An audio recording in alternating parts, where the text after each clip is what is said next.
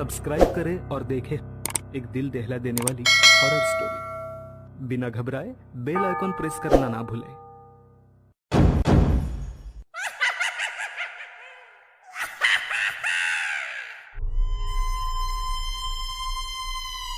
अमावस्या की गहरी काली रात थी। शहर से दूर चारों ओर से घनी झाड़ियों से घिरा हुआ एक कब्रिस्तान जंगली जानवरों की आवाज से और भी भयावह लग रहा था। कब्रिस्तान के अंदर कुछ गर्भवती महिलाएं सफेद कपड़े पहने हुए दिखाई दे रही हैं। उनके लंबे बाल और आंखें खून की तरह लाल है, चेहरा बिल्कुल सफेद और पैर उल्टे हैं। अचानक एक स्त्री जो खून से लथपथ है एक छोटी सी बच्ची को गोद में लेकर जोर जोर से रोने लगती है। वो अपनी बच्ची को एकटक देखने लगती है। सुबकते हुए उसकी आंखों से खून टपकने लगता है और बच्ची के चेहरे पर गिरने लगता है। चेहरे पर खून की बूंदें गिरने से बच्ची अपनी छोटी छोटी लाल सुर्ख आंखें खोल देती है। उसकी मां सिसकते हुए उसके लिए गाना गाने लगती है। मेरी बिटिया रानी बने, महलों का राजा मिले, देखे खुशियों के मेले, दर्द कभी ना झेले। इतना कहते ही वो बेतहाशा चीखने लगती है। मेरी बच्ची ने इतना दर्द सहा है, अब कोई दर्द नहीं, इस दुनिया में कोई तकलीफ नहीं होगी तुझे। माँ की बात सुनकर बाकी की महिलाएं भी बच्ची के पास आकर उसे सहलाने लगती है। कुछ देर बाद आधी रात का वक्त था।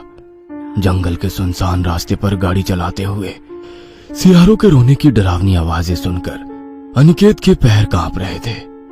बाहर का मौसम बहुत खराब था। पिछले कई घंटों से तूफानी बारिश आ रही थी जो रुकने का नाम ही नहीं ले रही थी। खराब मौसम से जूझते हुए अनिकेत गाड़ी चला रहा था कि तभी उसके फोन की घंटी घनघना उठती है। हेलो, हाँ सुनीता बोलो। हेलो, आवाज नहीं आ रही है। हेलो। अनिकेत हेलो हेलो करता रहता है लेकिन फोन कट जाता है। अगले ही पल फिर से फोन बजता है। हेलो सुनीता बोलो ना। हेलो। तभी फोन की दूसरी ओर से एक बच्चे की आवाज सुनाई पड़ती है। Twinkle, twinkle, little star, how I wonder what you are. Hello Sunita, ये क्या मजाक है? सुनीता, ये कोई वक्त है मजाक करने का? अचानक से फिर से फोन कट जाता है। एक बार फिर से फोन बजता है। इस बार अनिकेत पसीने पसीने हो जाता है। देखो सुनीता, बस बहुत हो गया मजाक। पापा, एक बार फिर से बच्चे की आवाज सुनकर वो कॉल काट देता है। 2 मिनट बीते होंगे कि एक बार फिर से फोन बजने लगता है। कौन है? कौन बार बार सुनीता के नंबर से फोन करके परेशान कर रहा है? सुनीता, ये तुम हो? तभी दूसरी तरफ से उसे अपनी माँ की आवाज सुनाई पड़ती है। बेटा अनिकेत, मैं हूँ तेरी माँ। सुनीता को सिटी हॉस्पिटल में भर्ती कराया है, तू जल्दी आ जा। डॉक्टर बच्चे की जान को खतरा बता रहे हैं। न जाने अचानक बहू को क्या हुआ कि वो जमीन पर गिर पड़ी। अस्पताल में लाए तो डॉक्टर फौरन ऑपरेशन का बोलने लगे। तू जल्दी आ जा बेटा। मैं अभी आता हूँ माँ, आप बिल्कुल भी फिक्र मत करना। सुनीता और मेरे बच्चे को कुछ नहीं होगा। अनिकेत तेजी से गाड़ी चलाते हुए सिटी हॉस्पिटल पहुंचता है। वहां पहुंचने पर पता चलता है कि सुनीता ने एक बेटी को जन्म दिया है। मैं ना कहता था कि मेरे बच्चे को कुछ नहीं होगा। देखो माँ, मेरी बेटी और सुनीता दोनों बिल्कुल सही सलामत है। अनिकेत जैसे ही अपनी बेटी को गोद में उठाता है, वह बच्ची हंसते हुए उसकी ओर देखती है। उसकी खून जैसी लाल आंखें देखकर अनिकेत की चीख निकल जाती है। माँ, ये क्या है? ये बच्चे ऐसे क्यों है? माँ, इसकी आंखें, आपने इसकी आंखें देखी? अरे बावला हो गया है क्या? क्या हुआ है इसकी आंखों को? भली चंगी तो है। लगता है तुझे अचानक से ये सब देखकर सदमा लग गया है। वैसे भी अभी महीना भर बाकी था बहू की डिलीवरी में, लेकिन देखो सब ऊपर वाले की माया है। चल तू कुछ देर आराम कर ले। लेकिन माँ, ऐसी बात नहीं है, मुझे कोई सदमा नहीं लगा। सच में इसने अभी मुझे अजीब सी नजरों से देखकर हंसा। मेरा विश्वास करो माँ। अनिकेत बार बार माँ को समझाता है लेकिन माँ को उसकी बात का यकीन नहीं होता है। कुछ देर बाद अनिकेत घर लौट आता है और अपने कमरे में आकर आंखें बंद करके लेट जाता है। तभी उसे लगता है कि किसी ने उसका गला दबा रखा है। कोई बचाओ, कौन है? जो तूने किया है उसे भुगतने का समय आ गया है। अब तुझे कोई नहीं बचा सकता, चाहे जितनी भी कोशिश कर ले। अब तू नहीं बच सकता। वो आ गई है वो। अनिकेत के गले पर पंजे की पकड़ और भी तेज हो जाती है और वो दर्द से छटपटाने लगता है कि तभी उसकी नींद टूट जाती है। ये क्या था? ये सब एक सपना था क्या? हाँ, सपना ही था। इतना कहकर वह जैसे ही अपनी गर्दन पर हाथ फेरता है, उसे वहां पर खून दिखाई पड़ता है। अगर ये सपना था तो फिर ये खून कहां से आ गया? मेरे साथ ये सब क्या हो रहा है? मैं पागल हो जाऊंगा। क्या सच है, क्या सपना, कुछ समझ में नहीं आ रहा। मुझे बहुत डर लग रहा है। पहले वो फोन कॉल, फिर बच्ची, और अब ये सपना। कुछ ना कुछ गड़बड़ तो जरूर है। इस घटना के बाद अनिकेत बहुत घबरा जाता है और 2 दिन तक अस्पताल नहीं जाता। 2 दिन बाद सुनीता अस्पताल से घर आ जाती है।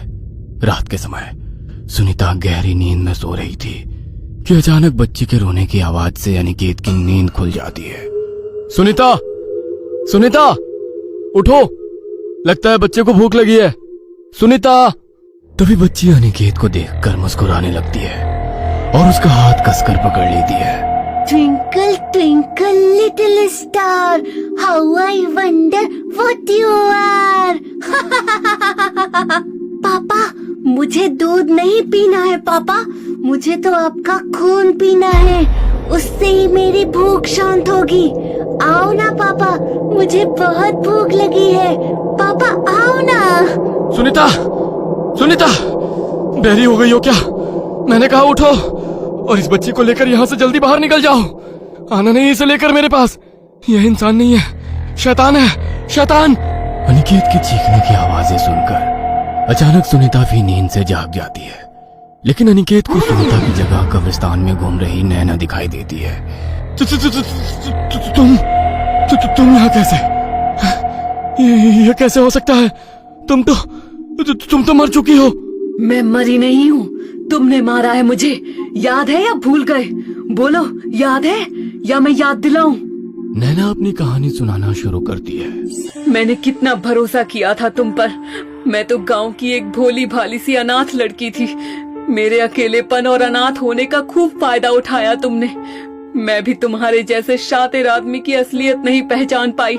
सोचा ही नहीं कि तुम्हारे जैसा पढ़ा लिखा इंजीनियर क्यों मुझ जैसी गांव की लड़की से शादी करेगा। मैं तो तुम्हारे लिए उन 6 महीनों के मनोरंजन का सामान थी। अपना दिल बहलाने के लिए तुमने मुझसे शादी की और मैं बेवकूफ तुम्हें ही अपना सब कुछ समझने लगी। जब शादी के 2 महीने बाद तुम्हें पता चला कि मैं गर्भवती हूँ तो तुम्हारे तो रंग ही बदल गए। रातों रात तुम वो गांव वाला प्रोजेक्ट छोड़कर शहर भाग गए। लेकिन मैं भी हार मानने वाली नहीं थी। अपने बच्चे की खातिर मैंने तुम्हारा पता ठिकाना खोजने का प्रण लिया और शहर आकर तुम्हारा पता निकालने लगी। गांव से वापस शहर आकर मैं बिल्कुल निश्चिंत था कि अब तुम मुझ तक कभी नहीं पहुंच पाओगी। लेकिन 1 महीने के बाद जब मैंने अचानक तुम्हें शहर में देखा तो मेरे होश ही उड़ गए। मुझे डर था कि कहीं तुम ये सारी बातें मेरे घर या ऑफिस तक ना पहुंचा दो। अपनी पोल खुलने के डर से मैंने तुम्हें रास्ते से हटाने का प्लान बनाया। अब मैं छिपकर तुम पर नजर रखने लगा था। मैं जानता था कि तुम शहर में मुझे ही ढूंढने आई हो। मुझे अपने लिए कोई मुसीबत नहीं चाहिए थी, इसलिए उस रोज रात के समय जब तुम सड़क पार कर रही थी मैंने जानबूझकर तुम्हें अपनी कार से टक्कर मारी और तुम्हें मरने के लिए सड़क पर छोड़कर गाड़ी लेकर वहां से भाग गया। तुमने एक बार भी मेरे या अपने होने वाले बच्चे के बारे में नहीं सोचा? अरे वो तुम्हारा बच्चा था, तुम्हारा अपना खून। इतना कहकर वो अपने बच्चे को याद करके रोने लगती है।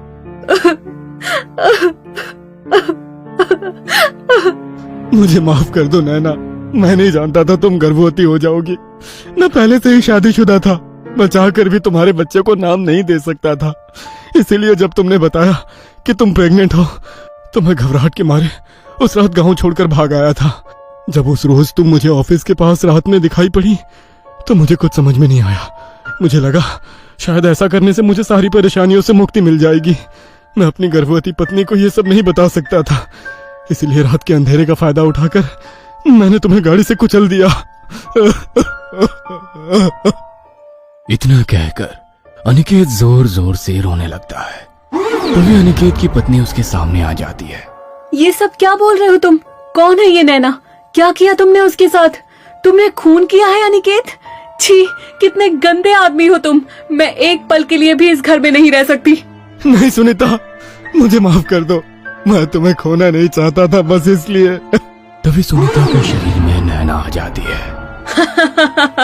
अब तू क्या करेगा? अब तो तेरी सुनीता को भी तेरी सच्चाई का पता चल गया।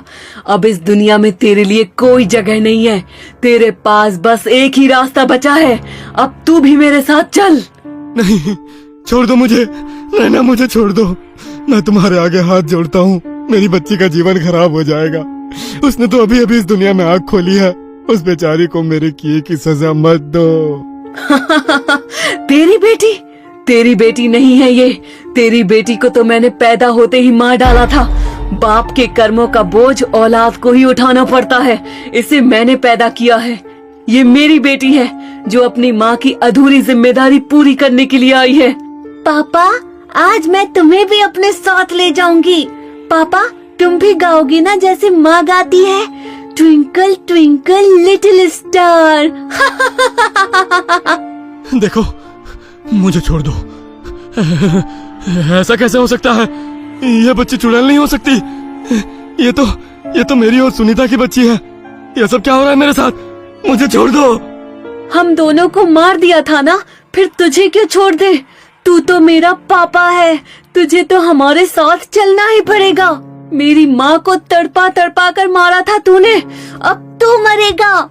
इसके बाद चुड़ैल और उसकी बेटी मिलकर अनिकेत पर हमला कर देते हैं और अनिकेत की रोंगटे खड़ा करती चीखें सुनाई देने लगती है। अगले दिन सुबह अनिकेत की खून से सनी लाश उसके कमरे से बरामद होती है। ये कहानी आपको अच्छी लगी हो तो हमें सब्सक्राइब करें, हमारा इंस्टाग्राम और फेसबुक पेज जरूर फॉलो करें। और हाँ दोस्तों, सब्सक्राइब करना भूलना मत।